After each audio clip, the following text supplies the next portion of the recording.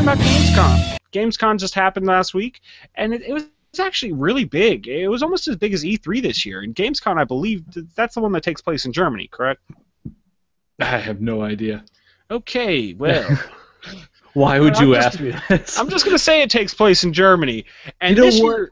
That should be our new go-to country. Like, if we don't know where something happened, it happened in Germany. Now you guys know. Where did that thing happen? Germany. When did that time happen? Oh, Germany. Yep. When did that time happen? That could have happened anywhere. That's me using the English language incorrectly, kids. But yeah. Where did the 100 Years' Wars take place? Germany. That happened in Germany. Where did China first start? In Germany. The Tokyo Olympics in Germany. In Germany. Just anything happened in Germany. Where was the gold rush of 1849? In Germany. But so a lot of big news actually came out of this one, and I'm just going to kind of go through some bullet points, things that By the way, that actually interesting. In Germany. The Gamescom, it's in North Rhine-Westphalia, Germany. So it's in Germany. Yes. Okay, so I was right. Sweet. Point for me. You're right for once. There you go. But but I'm just going to run down some of the bullet points of some of the coolest things that I saw coming out of Gamescom. And started off with DayZ. Now, you might remember this. This was kind of a mod for a shooter, Arma 2, I believe. And somebody modded it to make it like a zombie survivor horror game. And it took off so much that the manufacturer of that game was like, well, hey, if so many people like this, we could repackage it and sell it ourselves. And so they released that on PC, and it was huge on PC when it first came out. And now it's going to be coming to PlayStation 4, so if you are already a PS4 owner, look forward to that. That should be pretty cool. You don't look convinced, Brendan. I'm not convinced. I've heard about that game. Zombies? Yeah, I've heard about the game. People say it's really good, but I'm not into the big zombie games. I'm just not. I mean, I like them if you do it right. I mean, zombies are cool because you're killing things that look like humans with no remorse because they're dead. I mean, what's the better? It's like, here, just blow this thing up. It looks like a human, but it's not really a human. There you go. Satisfies all your human killing needs. I'm really trying to think of a zombie game that I enjoyed, though. Really? I'm trying. You didn't like any of the Left 4 Dead games? How about the Resident Evil ones? Resident Evil had... Resident Evil I played for a little bit. When you don't play any of the best ones that come out of the genre... I played a little bit of Resident Evil. I didn't care, though. Yeah, I played... I don't know, what's the one where you're just in a mall and you just kill zombies? Like not Dead Alive. That's a movie. Whatever, that one where you just kill a bunch of zombies. It's kind of fun, but you get bored pretty quickly. Yeah, well, if you don't progress through the story. It's zombies. Okay. What story do you need? Well, Come on maybe now. You get new zombies. New killer zombies. But yeah, so DayZ's coming out. For all you zombie game fans, obviously not Brendan. That's not him. He's not a zombie game fan. But let's move on to the next one. Infamous First Light. They showed a little bit about that, and this one's going to be it's going to be kind of a battle arena game. That's kind of what they showed off, which I think is really cool because the Infamous games are awesome flying around with your powers and your lightning and everything. And I believe in the Infamous Second Son, they kind of did it a little different where you have more of a skill tree. And so we're going to be able to take your custom characters into the battle arena for Infamous First Light. So it's pretty cool. It's a game I really enjoyed. Yeah. That's all I have to say to you. Yeah, so Brendan's not going to be much help on this segment. All right. So another thing that happened, The Order 1866, one of the games I am really, really looking forward to, where you are a group of kind of the spiritual successors to the Knights of the Round Table from King Arthur's days.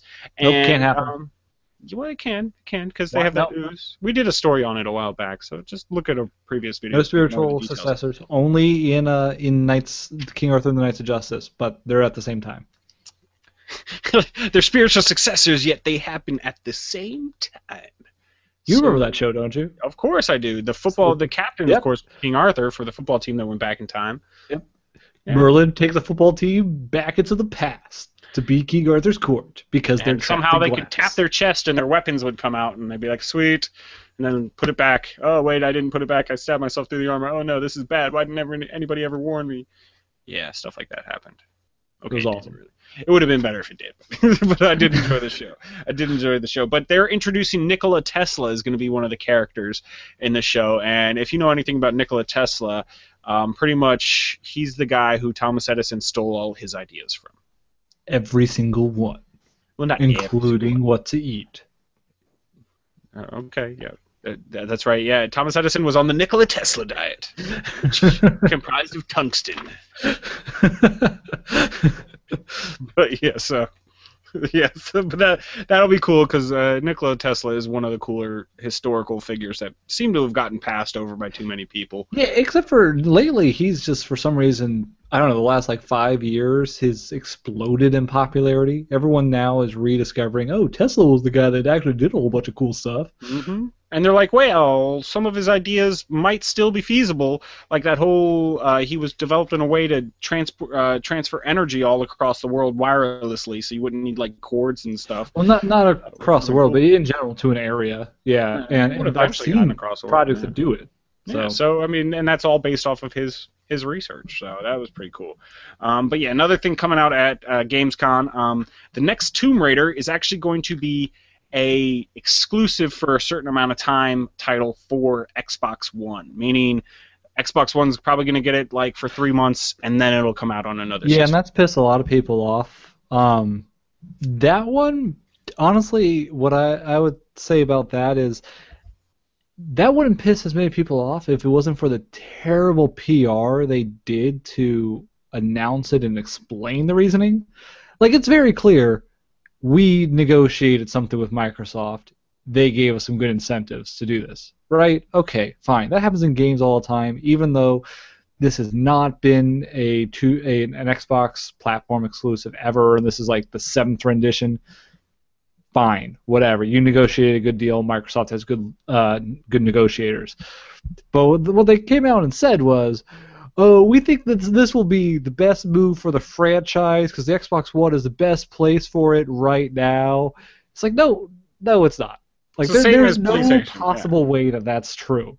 Like, it's better than the PC, which you've been on. It's better than the PS4, which is very similar specs, just slightly better. Like, no one's believing this. Like, just come out and tell us. We negotiated a deal. This was part of the deal. All right, fine. We'll move on. We'll be upset that we don't get Tomb Raider on better platforms. But, you know. I mean, you can't blame them for trying to spin it, but I get you. Their spin was horrible. Anyone had to spin it like that before? You know, Squaresoft chose PlayStation over Nintendo. They said, I guess they did have technical reasons there. But well, I just look at the Bethesda. What Bethesda did with Skyrim in the console releases, how you were getting, on Xbox, you were getting DLC 6 months to a year before you were getting it on the PlayStation. So that was just deals negotiated. You might say there's logical reasons of, you know, if we were going to just pick one to start with, that gives us more time to do the other, or we don't have enough resources to do both at the same time, and so we went with the one that gave us the deal. But don't give us this crap that Xbox One somehow benefits the game so much. Yeah, it doesn't. Okay, we're not buying it, Square. You got a bunch of money? Fine. That's just as fine. long as you keep your Final Fantasy titles on the PlayStation, give us exclusives over there, because I'm a huge Final Fantasy fan, and I'm getting a PS4 next. So do that for me, Square, and I'll be happy. Yeah. So yeah. And let's move it on. And apparently, Hideo Kojima and Guillermo del Toro are going to be teaming up to do a new Silent Hill game. So I think that's a pretty cool team up. You'll probably see Del Toro do a lot of the monster designs, which he is known for, and Kojima, you know, just doing his mastery of video games like he always does. Yep. I just think that's a really cool team up. I mean, especially if you've ever watched any Del Toro movie. I mean, think about Pan's Labyrinth. Those would be perfect characters for any Silent Hill game. Well, it does give me nightmares too, but yeah, those would be perfect perfect people to put in any Silent Hill game. Even Or the Hellboy Silent series, he did those Hills. really cool monsters and just different characters for the Hellboy series. And you're also going to get the guy who was in Boondock Saints and The Walking Dead. I don't know his name because I didn't feel like writing it down, to be honest with you. You know, honestly though, The character. I thought it was weird with the name for that though. I don't like it when they just like add an S. Like Alien did that too. Aliens. Yeah. Why? Are you It's going to too go to confusing. multiple hills now? Silent Hills. What's the next Is that one? it? Is this going to be an open world Range Silent Hill. Hill? Is that why? Silent We're gonna Three go- Hills in succession. It's very All quiet right, over whatever. here. It's very, very quiet. I did hear though that was a cool demo in that no one knew what the game was until they completed the demo. Yeah. They didn't realize that Silent Hills was coming out or anything like that. They're like, oh, here, you beat this game that you already like. Here's what the game is. So there By you the go. way, it's one of our big franchises. One of the big ones that kind of died towards the end, but we're trying to rejuvenate. So let's hope they rejuvenate it well. Yeah, honestly, it's got a lot of talk lately. I hear people now talking about Silent Hill all the time as one of the great horror games from back in the day. So yeah, probably a good time because I've been surprisingly seeing it a lot from a lot of game reviewers and things just talking about their favorite like horror games. Silent Hill is always on the list, so There you good time. go. So looking forward to that. And the last kind of piece of information, well, not the last, I'm sorry, I have a few more. But one of the last pieces of information that came out of Gamescom was COD Advanced Warfighter is going to have a special 1 terabyte Xbox One bundle. And damn, our hard drive's getting huge. What? 1 Yeah. terabyte? 1 TB, that's what it stands What for, are they right? going to do? Oh, hold on. Wait. Okay. The I'm so Xbox terrible. is going to have 1 terabyte, or the game's going to be 1 terabyte? No, the Xbox is going to have a 1 terabyte package. Oh, okay, that's not a big a deal. I was thinking that we were talking that's like the about biggest game the ever. game was going to be a terabyte game. It's like every game like, made for the what? Xbox 360 all in one. You know, but Okay, still. the 1 terabyte Xbox bundle, that's not a big deal. I mean, that stuff is cheap now. Like, Yeah, whatever. I still have a 120 gigabyte Xbox at 360, and my hard drive is huge, and it's still I have like 15 games on that thing, and I love it. So, do you really need a terabyte? No. If it's cheap, and I you mean, can do it, why I guess not, right? for newer games getting bigger and downloadable true. content being the bigger stress. Yeah. If you, that's actually something I was surprised I didn't see bigger starting out with now, because they're really trying to push the downloadable content now, or just downloading the games. And if you're going to do that, you do need a big drive. Yeah, well, that's true. I mean, yeah, games have gotten bigger and bigger and bigger, and yeah, the Blu-rays can handle more space, but they have gotten huge. But yeah, so next one is Far Cry 4 looks awesome. I was not a fan of Far Cry 3. I played the Far Cry Blood Dragon. Not a fan of that either. But Far Cry 4 looks amazing. It's just really going to be cool. So I'm looking forward to that.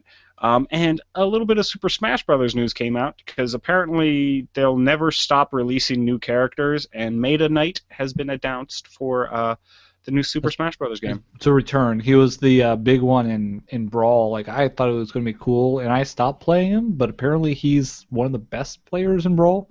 He's like one of the most overpowered ones. But hey, cool. So he's coming back. I was surprised that would have been surprised if he didn't come back, given his popularity. But yeah, this game was supposed to be out like now originally. They're pushed back to October. But instead of we talked about game delays, which not too mad at them for that. But, but I mean, if it was they're out, still announcing characters at this point. It's like they have like 50 characters on this roster already, so which is not bad. Like, hey, you know what? You want to get us more characters? I'm cool with it. Just make sure the game comes out. Yeah, well, yeah, you want to get the game eventually, so yeah, that's the thing. And just the last piece of information out of Gamescom, and that is Destiny has GameStop is reporting that they have gotten the most pre-orders they've ever gotten for any new IP for Destiny. So they're setting records already, and that game hasn't even come out yet. Honestly, which will that makes very sense soon. to me. Because we're Destiny saying looks it's awesome. Yeah, we're saying it's a new IP. I'm telling you, this is what I'm thinking about it, and this is what everyone's thinking about it. This is Halo if they started Halo with more experience and more tech. Yeah. If they could just redo Halo with all the experience they have from making Halo, this is the game. And now it's going to be cross-platform. It looks amazing, and I want to get it now. I wish I had it in my hands. I wish I could have been in the beta. It just looks so awesome. Yeah, so getting ready for that. I might get back into shooters for that game, honestly. Well, whenever I get a PS4. I'm waiting until I get a PS4 too.